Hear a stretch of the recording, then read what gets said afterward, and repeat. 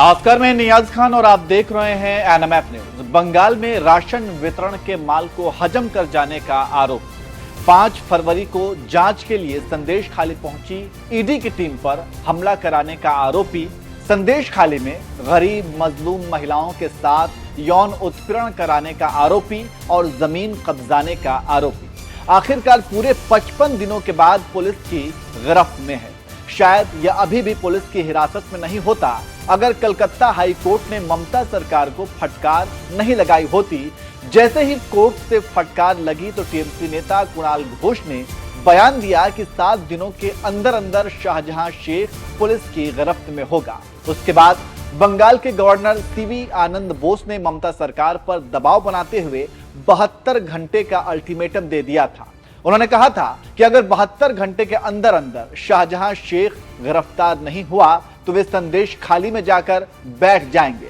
Court और governor के दबाव के बाद ममता की अकल ठिकाने आई और फिर 72 घंटे के अंदर ही शाहजहां शेख गिरफ्तार हो गए। अब आप जरा अंदाजा लगाइए कि जिस शाहजहां को ममता के पुलिस 55 दिनों से नहीं ढूंढ पाई, वही कोर्ट और गवर्नर के दबाव के बाद महज कुछ ही घंटों में ढूंढ ली। ये कैसे मुमकिन हुआ? आखिर शाहजहां को कौन संरक्षण दे रहा था? क्या पुलिस को यह बात पता थी कि शाहजहां कहां छुपा हुआ है? क्या वे कोर्ट के आदेश का इंतजार कर रहे थे? हालांकि इस सवाल पर टीएमसी नेताओं का कहना है कि कोर्ट की तरफ से ही स्टे लगाया हुआ था। खैर, शाहजहां शेख तो गिरफ्तार हो गया, लेकिन गिरफ्तारी के बाद उसका एक वीडियो वायरल हुआ। इस वीडियो में शाहजहां की अकड़ देख सब हैरान है। आपको पिछले साल अतीक अहमद याद होगा, उसकी बॉडी लैंग्वेज क्या थी? ठीक ऐसा ही शाहजहां शेख का भी दिखा। यहां तक कि वीडियो में हाथ हिलाता भी नजर आ रहा है, जैसे चुनाव के लिए नामांकन पर्ची भरने जा रहा हो।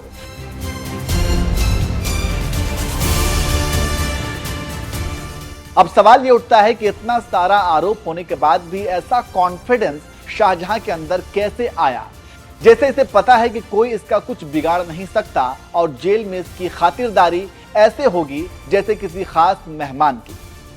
बंगाल की राजनीति में आखिर क्या मजबूरी है कि एक आरोपी को इस तरह से ट्रीट किया जा रहा है? ये बात सबको पता है कि शाहजहां शेख कोई सड़क छाप नहीं है। इसकी पहचान टीएमसी के एक ताकतवर और प्रभावशाली नेता के रूप में है। जाहिर सी बात है, सरकार उनकी है, पुलिस उनका है, पूरा तंत्र उनका है। क्या यही कारण है कि शाहजहां शेख पुलिस की गिरफ्तारी के बाद भी एक सेलिब्रिटी की तरह हाथ हिलाता हुआ जा रहा है और उसकी बॉडी लैंग्वेज में सत्ता का नशा साफ तौर पर देखा जा सकता है।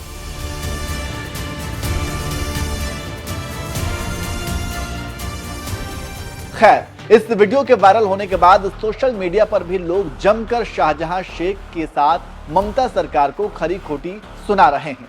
शाहजहां के इस वीडियो को पत्रकार सुधीर चौधरी ने भी अपने एक्स हैंडल पर पोस्ट किया और लिखा, ये हैं शाहजहां शेख। कहने को तो पुलिस की गिरफ्त में है, लेकिन अकड़ देखिए इसकी, कहां से आता है कॉन्फिडेंस, सब जानते हैं। इस वीडियो के सामने आने के बाद यूजरों ने भी जमकर कमेंट किए। एक यूजर ने लिखा, अगर ये गिरफ्तारी भाजपा शासित राज्यों में होती तो चाल बदल जाती। एक और यूजर ने लिखा, कभी अतीक अहमद भी ऐसे ही चला करता था यूपी में, भाजपा का शासन आते ही उसकी अकड़ चली गई। इन सब की भी जाएगी, केवल एक बार भाजपा आ जाए बंगाल में। एक दूसरे यूजर ने लिखा, ममता की जेल में है, किसी 5 स्टार से ज्यादा ही ऐश होगी।